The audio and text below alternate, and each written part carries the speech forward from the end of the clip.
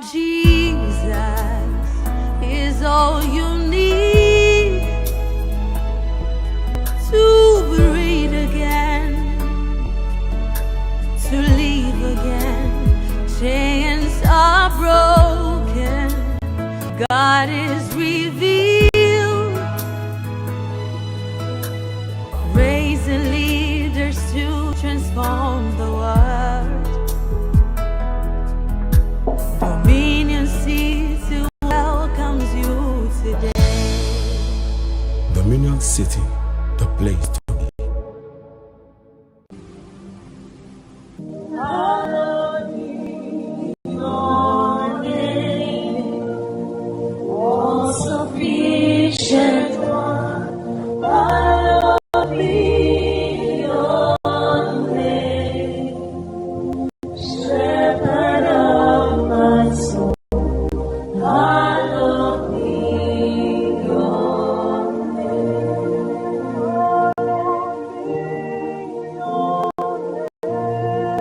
Hallowed be your name, great and mighty God.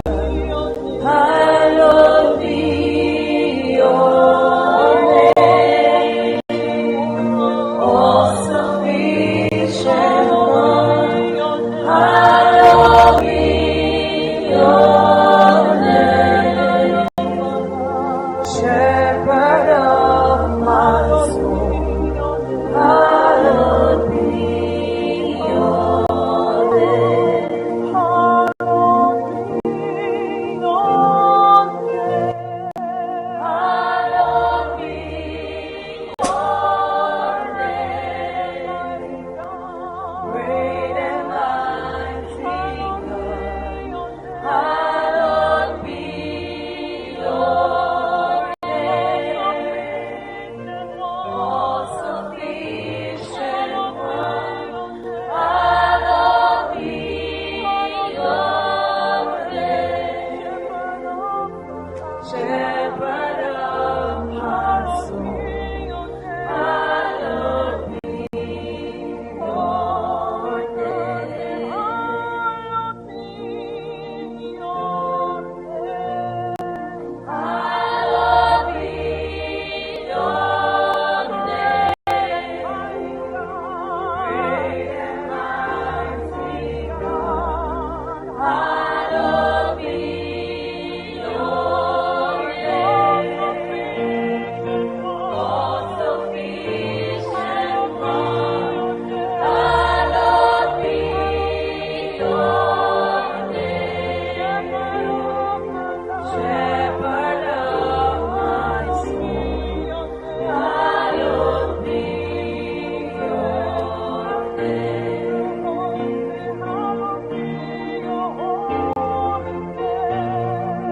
Hallowed be your name, great and mighty God. Hallowed be your name, all sufficient one.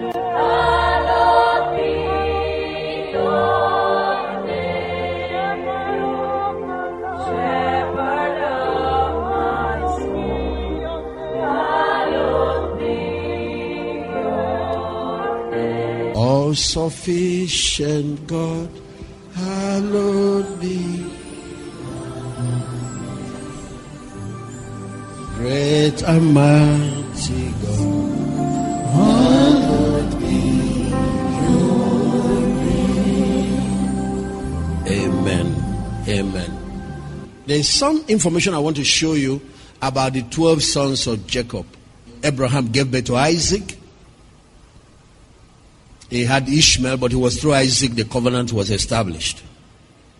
And Isaac gave birth to Esau and Jacob, and it was through Jacob the covenant was established. He was named Israel. And Jacob gave birth to 12 sons. Genesis chapter 49, I read from verse 1. Now, this is the custom. You will find this in Deuteronomy 33.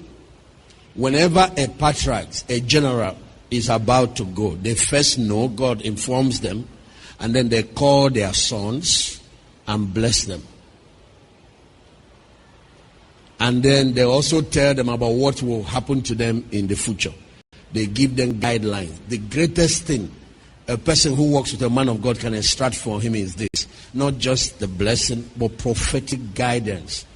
You extract it while he is alive, but towards the time of his death, you also extract it. That's why this thing called honor, honoring men and women of God, is very important, and honoring your parents. Jacob, having been informed by God that the time for him to go was here, he called all his sons and said, gather yourselves together that I may tell you what shall befall you in the latter years. So, 3 things that patriarchs do. Number 1, they will tell their life story, rehearse the history of their journey, their walk with God before their children. That's the first thing they do. To show the children how faithful God was, and to show the children lessons they have learned in the course of their journey. Then number 2, they emphasize where they made mistakes. They are not afraid to tell their children, I failed here and there, and where they got it right. And they will teach the children that virtue that made God bless them. If it was integrity, if it was faithfulness, if it was giving, whatever virtue they practice that caused the blessing of God to rest upon their life, so that this next generation will learn that these things don't happen by coincidence. There are things a man does, the blessing of God comes upon him. And there are also things a man does, curse will come upon them. And then they will also show their children where they messed up and the consequences they suffered because of it. Those are first 2 things they do. Recounting history, telling the story of their journey with God. All of you must learn how to raise successful families. Then the third and final thing they do is that they prepare them for their future. They tell them some of the things that will happen to them. They will speak prophetically, give them wisdom, talk to them about things coming in the future. One of the things that I noticed all the patriarchs did, all of them, they pointed to the coming of the Messiah. They pointed to the coming of Jesus. Then when the children of Israel were in Egypt, like this particular thing happened in Egypt, Genesis 49, Jacob will tell them, God, the God of your fathers, will deliver you out of this land. He will take you back to the land he had promised you. And then he will give his children instruction about his burial. One of them said, don't bury me with rich ceremonies, rich coffins, rich all that. Put me in the ground. And that's the kind of instruction in the house I left behind. Jacob said, carry my bones from here. Take me back to Hebron. Bury me beside my father Isaac and Abraham. When it was Joseph's turn, he gave the same instruction. Carry my bones from Egypt. I'm not an Egyptian. Take me back to Hebron. Bury me beside Jacob, Isaac, and Abraham. And all the 12 sons of Jacob gave similar instruction about their burial. They prepared their children for the last days. And tell them the things I've taught you, pass it to your children, and let them pass it to their next generation, and keep it going. The one that had books will hand it to the first son, and give instruction that that book be preserved for future generations. That's how the Jewish people preserve God's oracle, and today we have the Bible. There are tapes, there are books you have read, there are trainings, things God has taught you that shaped your life that must be passed down.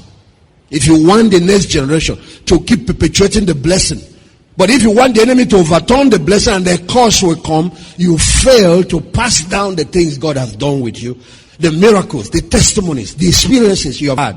And you also teach them where you made mistakes and what consequences it brought so that they won't repeat it. And where you got it and the blessings you enjoyed because of it.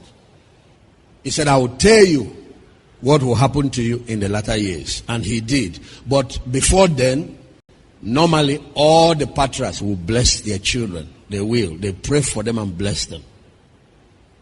Many a time they will also ask them to come with gifts. So they make their heart glad, and why they bless them. And that's how the blessing of Abraham has traveled for thousands of years. Today the Jewish people are the wealthiest people.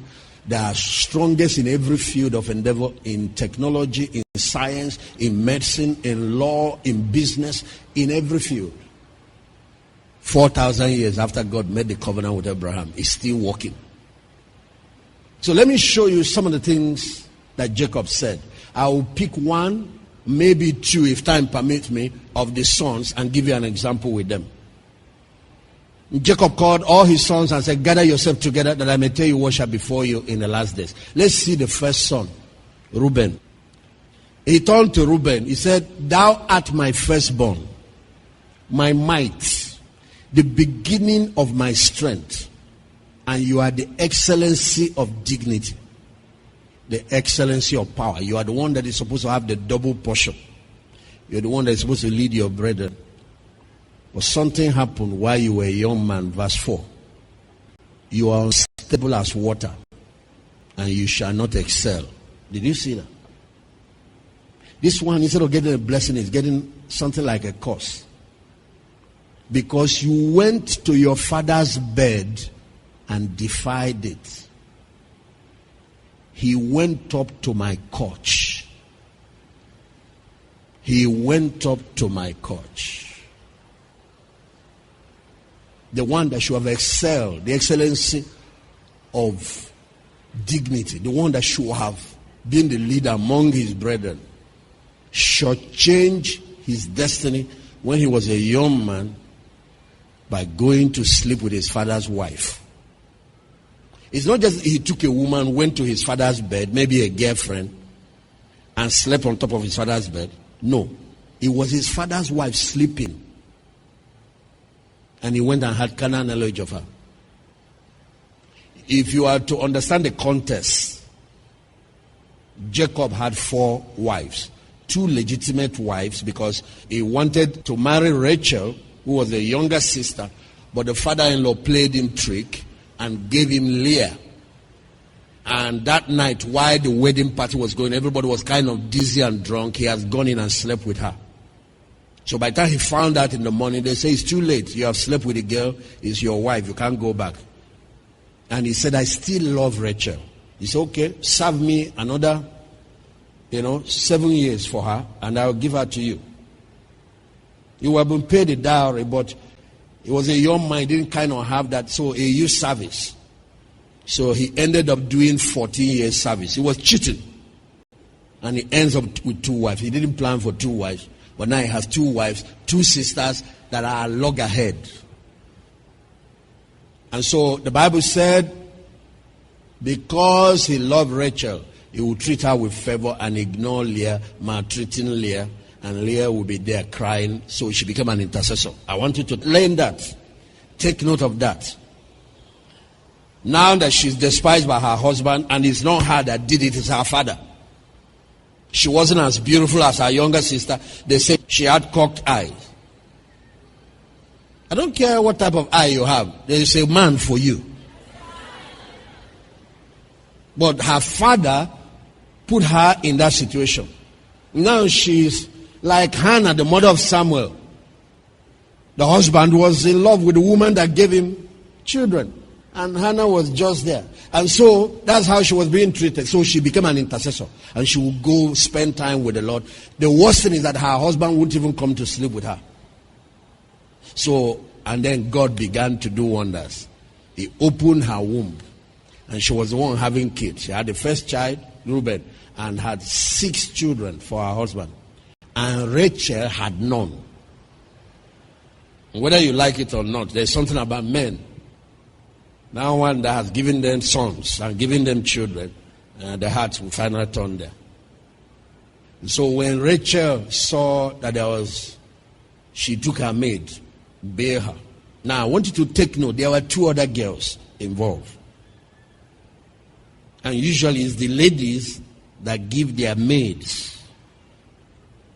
So men sleeping with maids didn't start here. It started in the Bible. It started with Abraham. You have a beautiful maid in the house. Allow her to be wearing all the things, meaning, and be serving food for your husband. Don't worry, there will be 2 wives. It's just a matter of time.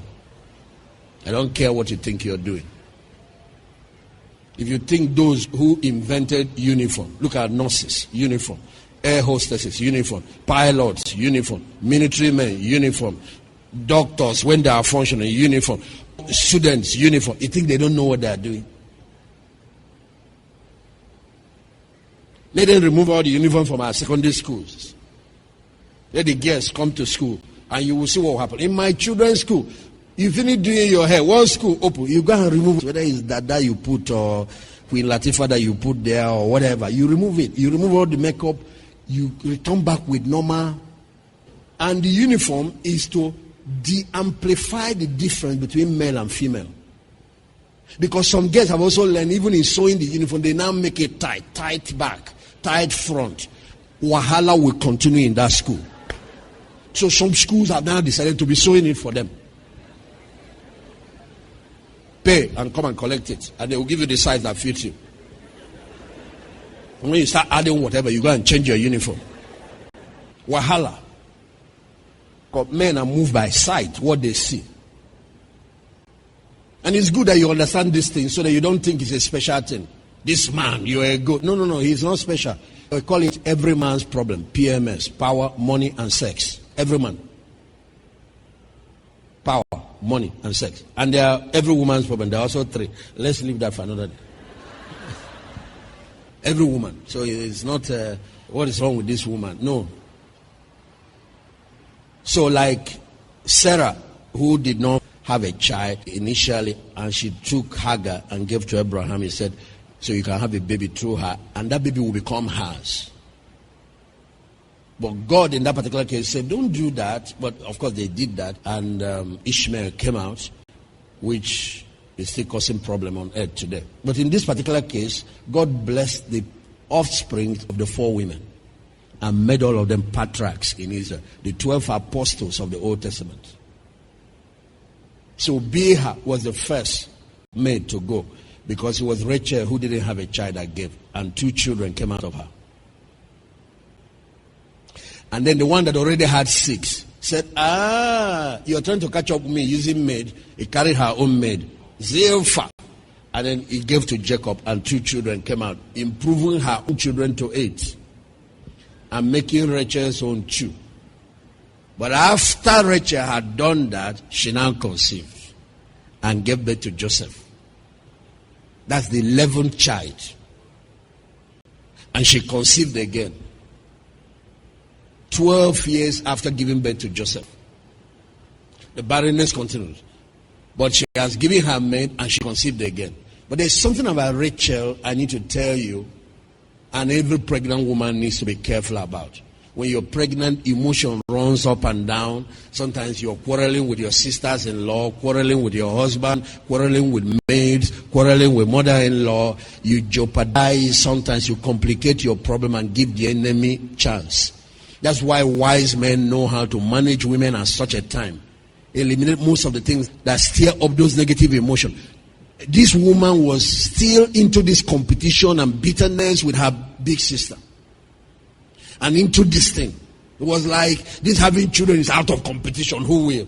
And out of bitterness and all that. And she died while she was giving birth to that other baby. And they named him Benjamin. And that completed them to 12 sons. There were daughters too. So now when we said Reuben went to his father's wife, it's not his mother or the other mother, the elderly women that gave. No, not Rachel, not whatever. It's the maid. Because what happened is that these men live very long. These maids are their age mates. When you say is a man having children through a young girl that is the age of his older children. For example, I'm telling you, between the last 2 kids, Joseph and Benjamin, there is 12 years gap. You can imagine the gap between Joseph and the elder one. When Joseph was 17, when his brother sold him, his big brother was already in his 40s. So, but this young girl that came to serve was, so you see, even though daddy is getting old and is moving ahead, mama and stepmother, there is this attractive young babe in the house, and her name is Beha. Now, some of you have made this mistake. Some of you are still making it about managing some of this relationship. You have female cousins in the house and you have grown-up boys.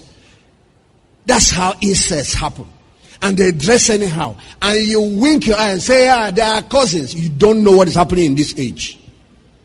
You say, they are my sister's daughters. You don't have a clue what is happening in this. Even in this age, don't even allow brothers and sisters breaking certain boundaries. Once they have grown, you should know when to put the boundary. The males should learn to respect the females. And if there is incest, there is a curse it brings that travels generationally. Unstable as water. So that's how he fell into temptation. He was with a young, beautiful girl. Beha is her name. But it was her father's wife. Or should we say concubine? Wife. That's what they call it in those days. If some of you go back into your family lineage and ask, you will see that it's actually legal. Maybe a grandmother or whatever, they don't have a boy and they're only having, that woman can marry a wife and give to her husband. So that the family lineage is perpetuated. And it was legal here. I know everybody lambasts Abraham and lambasts these people. Jacob did not do anything wrong in that case. The one that is misbehaving is Reuben. Let me pick Reuben and Judah so I can pass one lesson today. Judah, you are he whom your brethren shall praise. Thy hand shall be in the neck of your enemies. Your father's children shall bow down before you. You see, God gave Judah the kingdom and gave Levi the priesthood and gave Joseph prosperity. God gave Judah political dominion, gave Levi spiritual dominion, and gave Joseph economic dominion. And God put the order, the structure. He said the tribe of Levi will have the highest authority in Israel. Next to them is the tribe of Judah. You would think the politicians are the ones that have the highest authority in a nation. It's spiritual authority that is first, political authority second, and he said the economic will now be third. Your father's children shall bow down before thee. Then go on. Judah is a lion's whelp. From the prey, my son, you are gone up. A lion is going to be pouncing on other animals. He stooped down and he coached as a lion, as an old lion. Who shall rouse him up? So this thing that David and co were enjoying, conquering. He didn't start with them. He started with the founder of the family lineage. So when a child is born, the blessing you are laying on the child is not just for that person that you're bringing to the altar. It's a lineage. Something that is going to travel through every child that is going to come out of their loins that you are laying. And some of you that don't understand the importance of child dedication and the importance of blessing the children need to understand it. Be careful what you say over your children. You're not just cursing one child, you're cursing generations. And the next verse, he said, the scepter, that is rulership, shall not depart from Judah, nor a lawgiver from between his feet until Shiloh comes. You know who is Shiloh? Jesus Christ. Unto him shall the gathering of the poor be. All the patriarchs spoke about the coming of the Messiah. All. The kingdom shall not depart from Judah until Shiloh comes. So there was a time David has finished reigning. Solomon, his son, was in office and he meddled with idol worship. God, in his anger, wanted to take the kingdom from them and give it to Jeroboam. And he remembered his covenant. There was an oath. So he tore 10 tribes away, gave to Jeroboam, and kept Judah and one other tribe and said, because of the promise I made, my oath. And then he now spoke through a prophet that the days are coming, he will bring back the 10 tribes. And he did. Because after they went into captivity in Babylon, where he restored them as one kingdom. And that's how they are till today. Back as one kingdom. When you hear about people like Prime Minister Benjamin Netanyahu, these are people that are carrying that dominion thing. Warriors for the tribe of Judah. Let me show you what really happened to Reuben. And I will take you to the Patriarchs, these 12 Patriarchs. Remember, I'm picking only 2, Reuben and Judah. And they will tell you with their own mouth what they did, what happened. I picked Judah because there was also a problem with immorality somewhere along the line. So let me show you Reuben first. 35 verse 22. It came to pass when Israel dwelt in the land that Reuben went and led with Behah, his father's concubine. Okay, this place uses the word concubine. And Israel heard of it. Now the sons of Jacob were 12. Now, many years ago I read this and I said, okay, that means there was conniving between these two people. Reuben obviously maybe seduced this girl or talked her into this, and then this thing happened. I thought that was how it happened. Until I read the account from Reuben himself. When it was his turn to bless his own children, he has become old. He has lived out his life. Turn to the book of Patriarchs and show us Reuben. Let them see what I'm about to show them. There is a book, a testament of the 12 Patriarchs. All the 12 of them. The ending of their life, what they said, and it was recorded. It was recorded. I think the ministry is making it available alongside with the book of Enoch. We're going to be making it available, and anybody that wants to get it can get it. Because if you look at some of those things, you're able to get the extra gist of what happened. The Bible is just an edited book. If they gave us all the gist, I'm sure this book will be so big like this. And some people will be faint trying to read it. Just watch and see. From verse 1. Okay, Reuben, the firstborn son of Jacob and Leah. The man of experience counsels against fornication. Look at what he's teaching now in his old age. It counsels against fornication and point out the ways in which men are most apt to fall into error. This is the copy of the testament which he commanded to give his sons before he died 125 years old of his life. 2 years after the death of Joseph, his brother, when Reuben fell ill, his sons and his sons' sons were gathered together to visit him. Verse 3. And he said to them, my children, behold, I'm dying. They always know, all of them.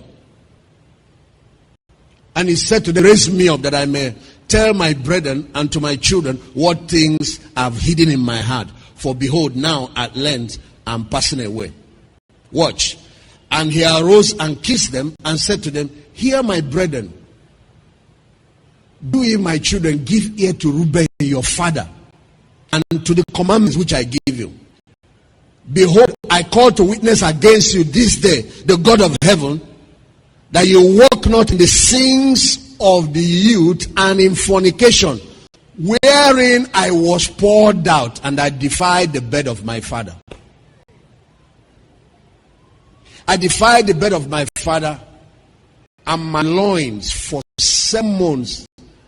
Had not my father prayed for me to the Lord would have destroyed me. There were a number of things that happened, and he got an infection. God struck him with. And that infection lasted 7 months. It was actually Jacob that prayed it out. I tell you, he smote me with a sore plague in my loins. You see it here. A plague for 7 months. Had not my father prayed for me to the Lord would have destroyed me. I was 30 years old when I wrote this. You see, he was a young man before the Lord. And for 7 months, I was sick unto death. After this, I repented with purpose of my soul for 7 years. 7 years. He was still repenting till he was 37 for one thing he did as a young man. See the sins of the youth. Wine and strong drink did I not drink. Flesh entered not into my mouth. I ate no present food, for I mourned. Every time you see the word mourn, it means fasting. I mourned over my sin, for it was great, such as has never been done in Israel. 7 years of fasting. The fasting is partial fast, the type Daniel did. You eat food, but you avoid things that are sweet, things that are like sugary things, like wine, like even in his case, he was not eating meat. And the cure for the sin of fornication is fasting. Oh yes. Once you can do long fast and deny yourself, you will break that control of that appetite. It's a pornography addiction of all that, fast breaks it. And he never touched a woman again till he died. Remember, 100 something years that he lived. And now, hear me, my children, what things I saw concerning the 7 spirits of deceit when I repented. When he repented, God gave him a revelation that there are 7 spirits behind 7 major sins that afflict men. 7 spirits, therefore, are appointed against man. And they are the leaders in the work of the youth. When people are young, they are most potent. 7 other spirits are given to him at his creation. There are 7 things God used to make us, or you want to call it 7 senses. You know, we talk about 5 senses. According to the Patriarchs, there are 7, not 5. That God used in making man at creation. Then the devil raised 7 demons that attack us through those senses. These are senses that God gave us. Verse 14. The first is life, the human spirit, which is the constitution of man when he's created. That's number 1. So, intuition, the human spirit, is one of the senses, and is probably the most powerful of all. The second is the sense of sight, your eyes, and it's part of what Satan uses. From where desire is what you look at that can steer lustful desire. The third is the sense of hearing, from where you learn knowledge and teaching and all that. And I don't need to go too far. There is, you know, all the 5 of them: sense of taste, sense of hearing, sense of seeing, sense of touch. He called it the nerves in the skin. If you sit down and let somebody be touching you somehow, that thing can finally overrule your will and you do what you're not supposed to do. I want to show them the 7th, because I showed you the human spirit is the first that he added to make it 6. And you know, today what we call that human spirit is the 6th sense. It's intuition. It's your heart, your human spirit. It's called, even the scientific word, psychological word, call it the 6th sense. But there is a 7th one, and which is the one through which we make children: sex. That's what makes it 7. The 7th is the power of procreation or sexual intercourse, with which through pleasure sin enters. A lot of people, especially young people, that's the gateway Satan uses to bring sin into their life. Some is through their eyes, some is through what they are hearing, some is through who they are allowing to touch them, their feelings, and so on and so forth. Okay, wherefore it is in the last in the order of creation. This one about sex is the last in the order, and the first in the youth. In the order of creation is the last, is the 7th. But for young people within their teenage age, early 20s, 30s, it is the strongest passion. The sins of the youth. You heard David praying. It is this one that is the last, that is strongest in youth. David was praying, deliver me from the sins of my youth. The sins of the youth is lust. The sins of old age, prejudice. The sins of children, foolishness. And because young people are filled with ignorance, it leads many youth as a blind man to the pit. Passion. and as a beast to a trap. Many young people, as you move further into some other later page of life, you regret some things you got yourself into. And you talk to some of them that are young, teen, they think nobody has seen what they are seeing. Mommy, don't disturb me. You don't understand. This is the 21st century. Immorality is a blinding force. It's like there is a rope tied to that young man's neck, dragging him. Beside all this, there is an eighth spirit, which is that of sleep, with which is brought. That through this one, God uses to communicate to people. He gives them visions, dreams, and all that. And the enemy uses it too. But it's also the gate, is the show through which some people have been reached by Satan, witches use it, and so on. Then these are the spirits of error that attack people and use the senses. The first is the spirit of immorality or fornication. And it functions through the senses. What you watch can open the door. The second, the spirit of insatiability. And for many people, it sits in there. Greed, gluttony. That's the one that leads to alcohol, leads to overeating, overweight, and some people to drugs and other things. Gluttony, drunkenness. Third, the spirit of fighting. That's the spirit of strife. It's in the liver. That's where it stays in the human body. The other one is the spirit of chicanery. Do you know what is that? It leads to ostentatious spending. Go and check the meaning of that Bible. Wasteful spending. There is a word they use for it, modern words in the Bible. They call it vanity. So you see some people are addicted to fashion, addicted to, if their hair is not made for 3 hours in certain, they can't, that's part of it. And there are women that this one disturbing. Even money for feeding the family, they will still have for feed because of they have to buy the latest whatever in the market. The spirit of pride is another one. It's one that make people arrogant and boastful. The spirit of deceit is another one. They hide things, hide from friends, hide from family. Things are good, you won't know. The spirit of injustice. The one that leads to stealing and all that. And now, my children, love the truth. It will preserve you. Hear the words of Reuben, your father. Pay no heed to the face of a woman, nor associate with another man's wife, nor meddle with the affairs of womankind. And if we are writing to daughters, you just change it. For if I had not seen bear her button in a covered place. You see the extra gist now. How did this thing get hold of this man? Through what? His eyes. What was it? He went to watch that young girl taking her bath. Now, we are not told whether it's accidental, or what. But he said, if I had not seen her bathing in a covered place, I had not fallen into this great iniquity. For my mind, taking in the thought of the woman's nakedness, suffered me not to sleep until I have wrought the abomination. Every night, he's just... So you see the power of pornography, what it does.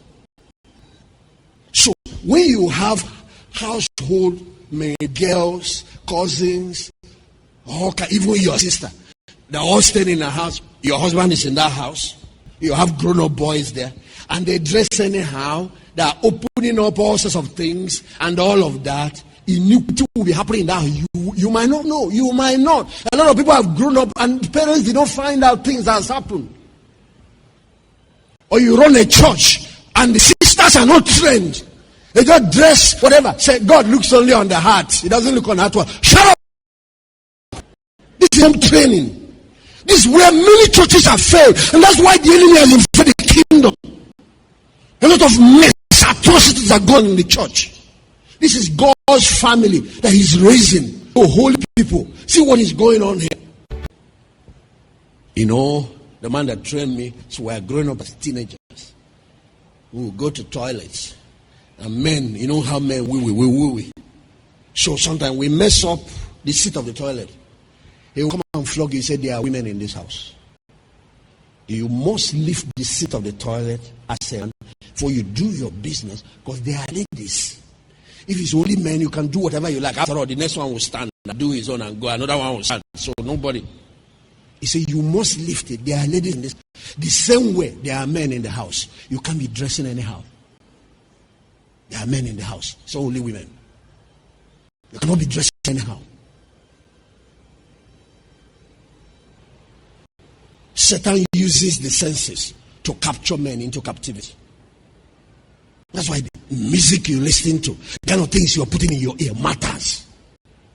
Because garbage in, garbage out. Eat very pepper soup now. What will happen when you go to the toilet? So garbage in, garbage, that's how it is the soul. It's what you put it, that's what will come out in the character and behavior of the church. I just showed my wife the lady that made 9 A's. A young girl, 9 A's. Interviewing her, he said, no phones, no TV, no nothing. I said, go and show it to all my kids. It's not magic. No phones, no TV. I said, all those things, I will watch enough of it later. This is the season when I'm supposed to be going and developing knowledge. The guy that came best, Dr. Katas was telling you, the whole of Canada. Everything is. They went to interview him. This one is a guy. This one is a female. The one I just showed yesterday is a female. This one is a guy. They said, no phones, no TV, no WhatsApp, no nothing. You can produce the same result. It's a lot of garbage that's going on inside these children. You say, I don't want my children to suffer. And you end up destroying them. Control the gates and you will produce clean children that will lead their generation. They will be leaders in their generation. Control the gates of senses. One of the laws in raising children is there should be no time of idleness. They say you break every day 24 hours between 4 different events. They start with devotional time, work time. So school is going on. It's time for school. Go. Rest time or break time and family time. The day should go. It is the idle moments that Satan takes advantage of. And so when you have a child's life structure that when he's getting to time to sleep, they are even tired. They will be the one that wash and sleep. They don't have time for pinging and googling. When they have too much idle time. So the question will be, the school keeps them busy. The work time is busy during the school. What about during the holidays? What about after writing GC and JAM? You have to find something else. Create courses that they will take. Create extra bridge training between secondary school and university. There are still a lot of other things. Go and send them to a finishing school. Send them to go and learn how to do. There are too many things to do. That's why during long vac, teens convention should be going on. Don't leave children idle. When you leave them, you create room for Satan. If I don't see Beda taking her back, for my mind taking in this, so that's what the bewitching power of seeing naked picture on men even happens to women. Don't think it's only men now. There are a lot of ladies. Either they watch a lady and a lady, or watch a man, and that is what finally he leads them to. Verse 39. For while Jacob our father had gone to Isaac his father, so a time came that his father traveled to go and see his own father. When we were in Ida, near Ephrathah in Bethlehem, Bilhah became drunk and was asleep uncovered in her bedchamber. 2 things. Because the woman did not partner with him. Mother, stepmother. He's a small boy. You beat him up and report him to his father. But see what happened. 2 things. Number 1, scantily dressed, not dressed well, and was drunk. And so when she was sleeping, everything was open. And the young boy passed this second time, and the father was not around. So what happened? He went on her and did the job. I used to wonder, did Jacob's wife connive? No, because the punishment was laid on her. And you know what happened? Jacob never touched her again till she died. Never had sex with her again. But he didn't punish her any other way. It was the boy And that's how the one that should have been leader in Israel lost out. And having therefore gone in and beheld her nakedness, I wrought that impurity without her perceiving it, and leaving her sleeping departed. But of course, when a woman gets up from that, she will know that something has happened. And then, and be wondering who did that. And forthwith, an angel of God revealed it to my father.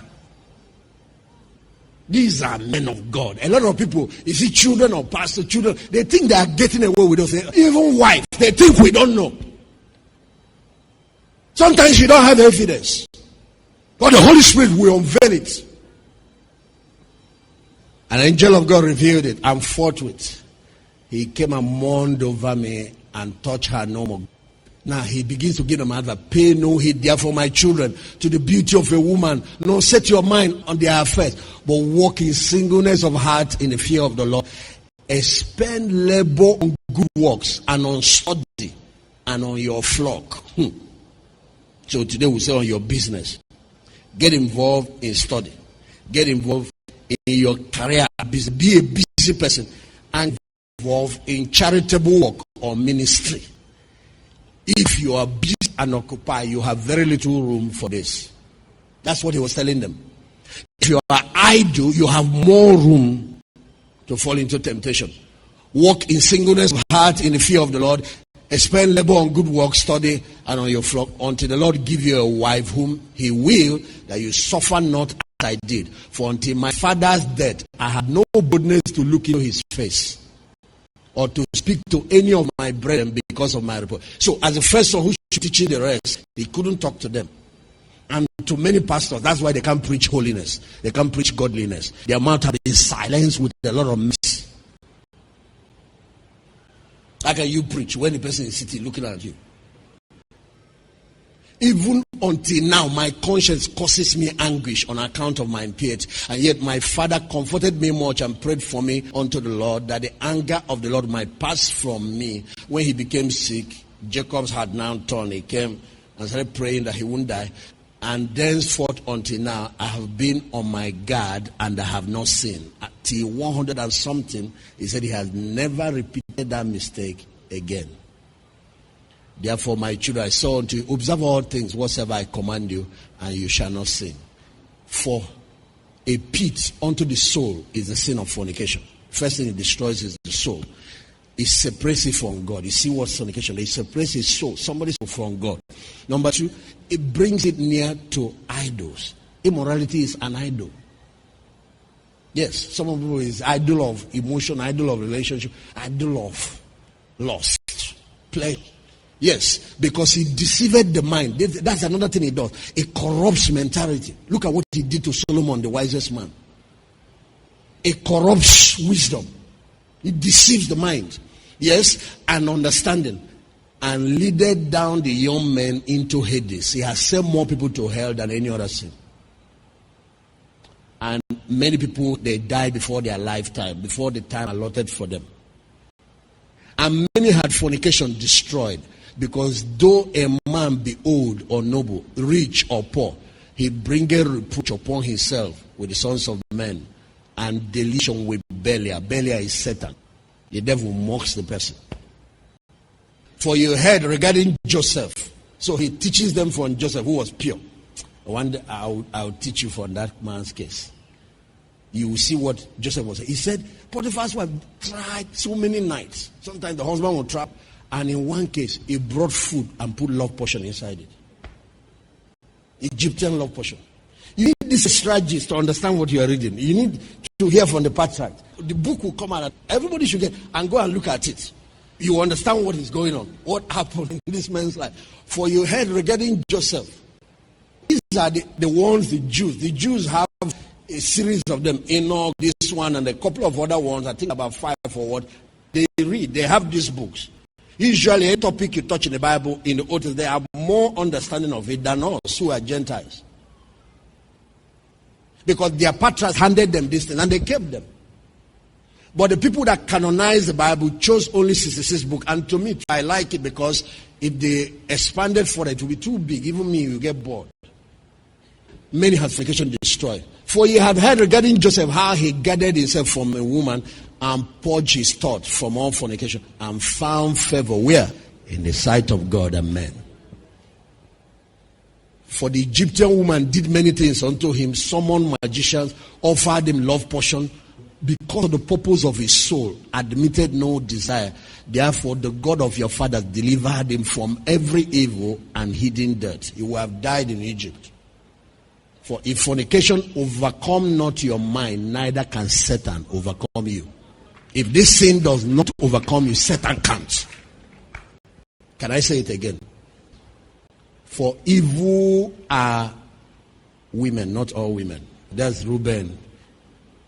Actually, if you study the case of that Egyptian woman, my children, since they have no power or strength over man, they use wiles by outward attraction that they may draw him to themselves. See, and it's not just that they don't have power. I notice that women, especially in our parts of the world, are not the one that propose. So if they find a man they like, they can't. So women now resort to wives, and men are not trained for that. They don't know. They don't understand it. A man doesn't understand when they are being shown signals. Sometimes the lady is even in love with him. He doesn't get it. And he comes to her and he's telling her about Jane. And her heart is breaking. And so after a while, they yield to this thing and the enemy, and they start using other dimensions. Sometimes even good girls. I understand the pain. You see somebody you like, at least as a man, I like her. I don't need to. I'll go ahead and tell you and then start pursuing. And some don't take no till. And then the lady likes. She has to wait till she is the one at. And so, there are some things I will teach you guys. To be going. The days are coming. There are some things I will teach you. If a man ever opens his mouth and talk to you and proposes love, he won't get away easily. He won't walk away easily. Break heart, walk away. No. There are things. Ladies need to be. God didn't leave any group empty-handed. Let's leave that for another day. Okay, verse 14. And whom they cannot bewitch by outward attraction, him they overcome by craft. You ladies, you understand yourself. For moreover, concerning them, the angel of the Lord told me and taught me. So after he repented, God started giving him revelation about this thing. The angel of the Lord told me and taught me that women are overcome by the spirit of fornication more than men. You know what people think, that is men that are overcome by more than women. No. If there is no supply, there won't be buying. There won't be purchase. If you think it's a lie that the man is doing, bring a whole church, maybe 2,000 people divided, or 10,000 people divided into two, men and women, and start deliverance and see where you find the water spirits, the immoral spirits more. Even some that have not done anything. If you put deliverance as part of the principle of this women project, you clean up the sisters, you will wipe 70% of immorality in the church. 70. You will also wipe out 70% of demons that enter church. And it's not just teaching deliverance, doing deliverance, teaching holiness, teaching godliness, teaching virtue and godly character. This is one of the failures of modern church. This is why Christianity is almost becoming a mockery. This ministry has a huge responsibility ahead of us. The fallen standards needs to be restored back in Zion. He said, behold, I lay in Zion a foundation stone, a tested stone, tried. Whosoever believeth in him shall not be put to shame. This is not the kind of thing I receive in scripture in my life when I was raised, which is what has kept people like me. It taught me that women are overcome by these spirits. So in their heart, they plot against men by means of their they use what they wear. They deceive simple minds. And by the glance of the eyes, they pass the poison. And then through the act, the man becomes captive. A man cannot force a man openly, but by a harlot's bearing, she can beguile him. You know, Solomon was another person that spent time writing about it because they taught him some big lessons. If you go to Proverbs chapter 6, Proverbs chapter 7, you see him, even chapter 5. The kind of things he says, he learned by experience. Those are among the few that survived, though. Many have gone down to hell. Yes, one more verse. Flee therefore fornication, my children. Command your wives and your daughters that they adorn not their heads and faces to deceive the mind, because every woman who used these wives had been reserved for eternal punishment. If you dress seductively, paint your face like Jezebel. When you read the book of Patriarchs, when you read the introduction, one of the first things you did, when they start publishing the book in London and all of that, 15 something, 14 something, but this book have been there since ages. But when they started doing the English translation, one of the things they did is that many of the New Testament writers copied the virtues they were teaching from this book. They said that our Lord Jesus actually developed what is called the Sermon on the Mount by studying these materials. They said all the early church fathers, Peter and the apostles, this is one of the things they were reading. You know, they later gave us New Testament. They didn't have New Testament. They were all reading Old Testament. I hope you know that. He said most of the virtues that they are teaching us in Christianity, that's where they got it from. So you see Peter writing in 1 Peter chapter 3, what I just read for you. After this manner, old-time women also who trusted in God adorned themselves. Yes, who's adorning? That's packaging, dressing. Let it not be outward adorning of plaiting on hair, of wearing of gold, or putting on of apparel. But let it be the hidden man of the heart, in that which is not corruptible, even the ornament of a meek and a quiet spirit, which in the eyes of God. So is God saying don't wear clothes? No. Is he saying you can't make up? No. But what he said is that a Christian practices with what? Modesty. Everyone say modesty. You didn't say it. Say it again. Modesty. Say it again. Modesty. That's the governing word on how a woman dresses and does anything. They invent a new one. When they finish, this place is yellow, this place is whatever. Not for you. They paint their hair, breathe hair, paint. Not for you. You are a priest. When they finish, they are passing. He's a human being made by God. You don't know whether it's water spirit or human being. Not for you. Fix your inward man first. With virtue, like meekness, like a quiet spirit, like a teachable spirit. Adorn yourself like the old women, because he was studying these wives of these patriarchs who adorned themselves and they were submissive to the husband. You are proud, you are loud, you are arrogant, you are out of control. Get your life in order. Because you are going to destroy many other people. And you are going to raise daughters like that. Because you can't convince them to be virtuous when you are wide. I went to pick my children from their school and saw a mother that came to pick her daughters with bumper shorts, everything pop, whatever, and then totally naked on the upper parts. And their mother, and I was watching that small girl. You know, whatever parents do, the next generation takes it to another level. Show where Paul wrote about this, about adornment. Women should adorn themselves in modest apparel. God is not against looking nice and all that. Modesty. You know, one of the things I have found, the African woman and the way our packaging is going in our culture is beautiful. Even the white covet it.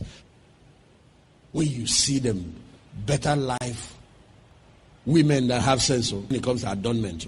Because there are some new ones now. And there are so many ways. Those African are, even these are material. They can be made into skirts. They can be made. It's beautiful. And then there are dresses from other parts of the world that are very decent. Nobody's saying don't buy imported clothes. So, modesty. And likewise, women adorn themselves in modest apparel. The kind of clothing. We restore shame to your face. You wear some things, you walk away, you're not ashamed. It's part of what attracts men to women, that shamefacedness. We call it that girl-like quality. Even when she knows it, she just, pretend that way. It is magnetic on men. I don't say mother with shamefacedness and soberness, not with broidered hair or gold or pearls or costly arrays.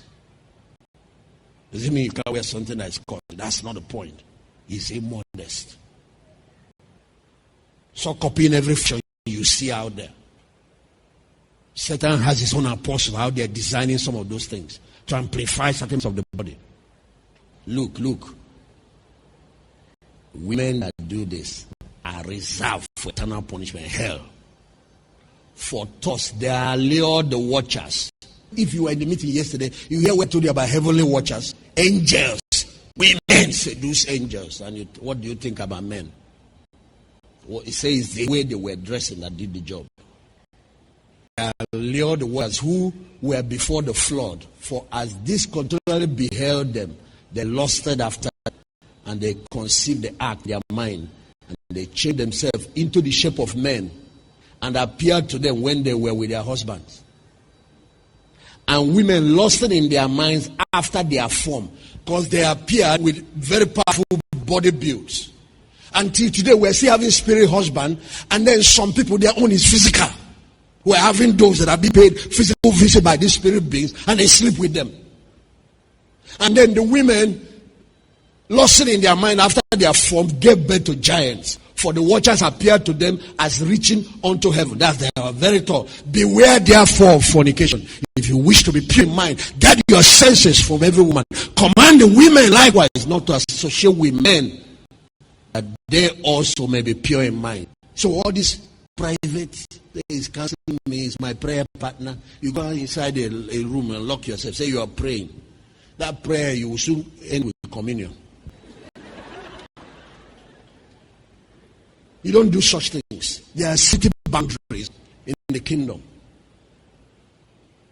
Is it that women can preach to men, women can minister to men? Don't take what I'm saying. Or is that, like yesterday when I was thinking, somebody, is it that women cannot be preachers? Women can preach, women can pastor, women can be president, women can say, we're just talking in morals area.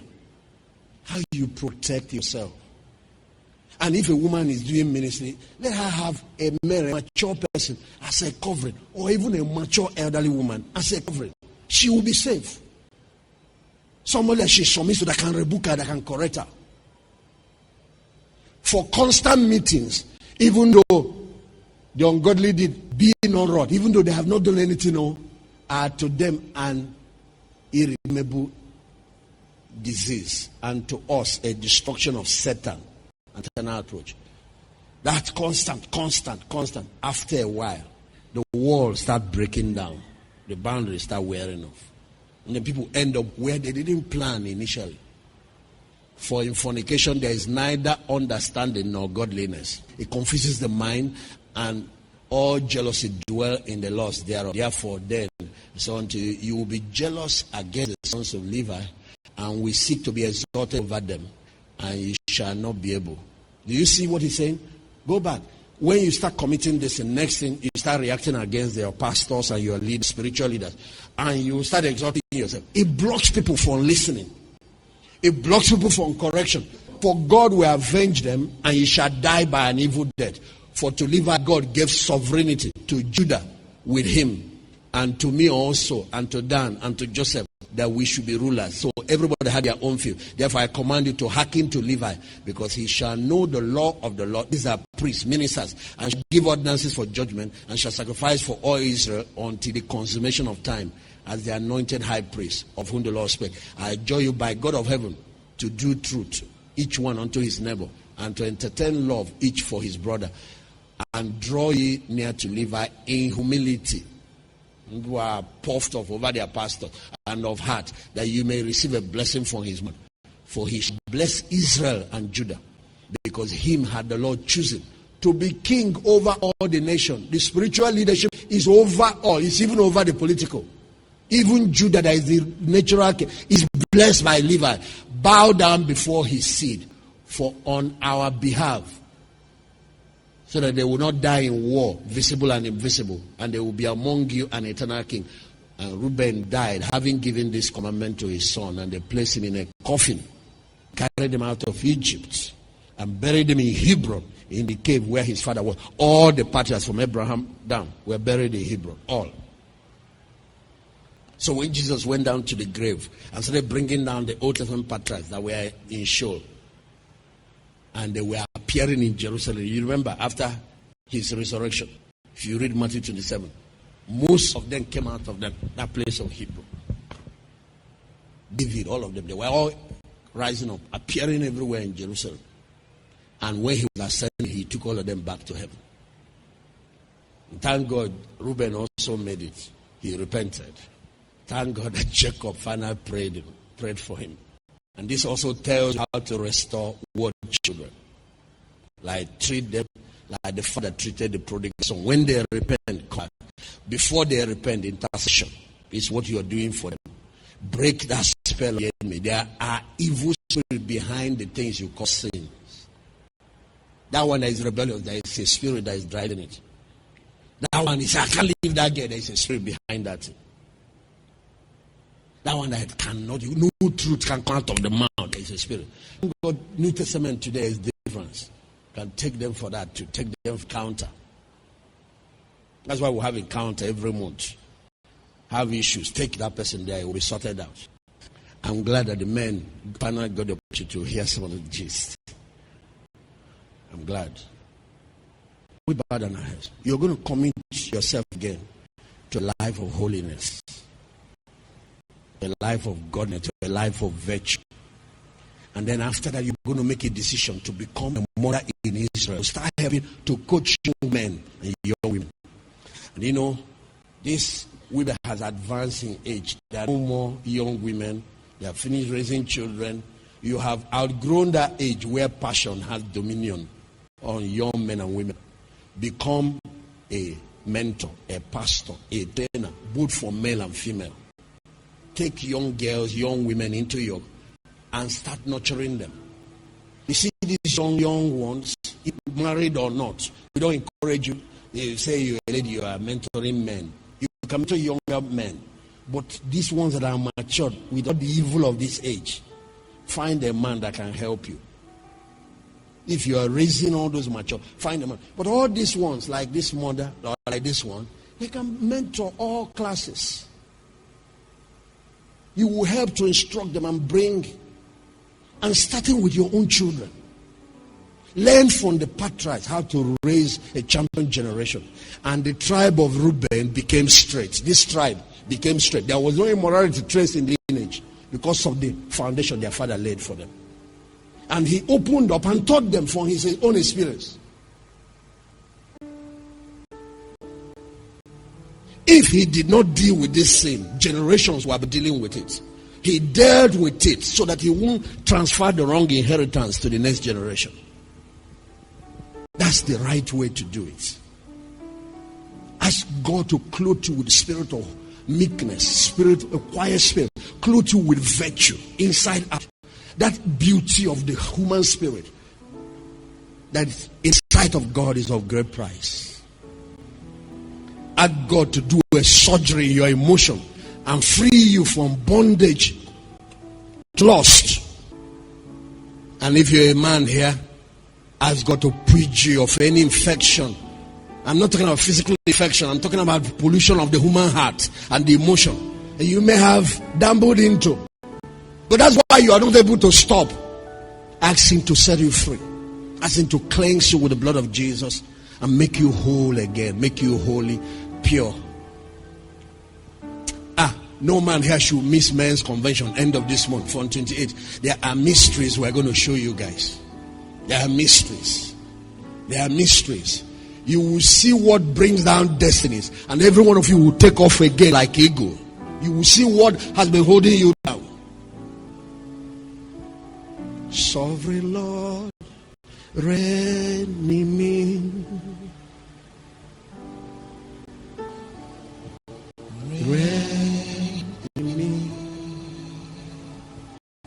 Sovereign Lord, reign in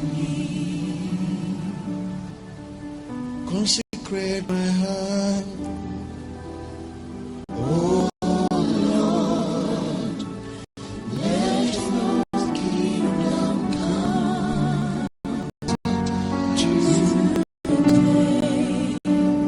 Establish your throne. Oh Lord, let your throne will be done. Jesus, reign in my heart. Reign in me, sovereign Lord.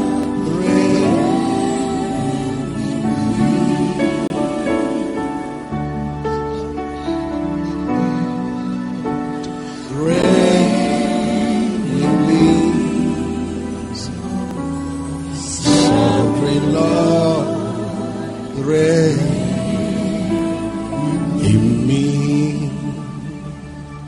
Father, respond to the heart cry of every man, every woman, every girl, every boy that is here this morning, who has cried out to you for help, for deliverance, for the deep work of the Holy Spirit in the area of sanctification of the soul, the spirit, and the body, for deliverance from bondages and addictions, especially to sin. Do a work of cleansing and purging. Do a work of sanctification. Purge with the blood, purge with the fire, purge everyone here. Make us clean and whole again. That will be your temple, wholly dedicated to you. And now let your presence, the Holy Spirit, fill every life. And I ask for your glory to be restored to everyone. And not just that, Lord. That your hand will come upon everyone to bless. And the things that the enemy has damaged and stolen will be restored back. I thank you. And I bless you. In Jesus' name. A word from Jesus is all you need to breathe again, to live again. Chains are broken, God is revealed, raising leaders to transform the world. Dominion City welcomes you today. Dominion City, the place to be.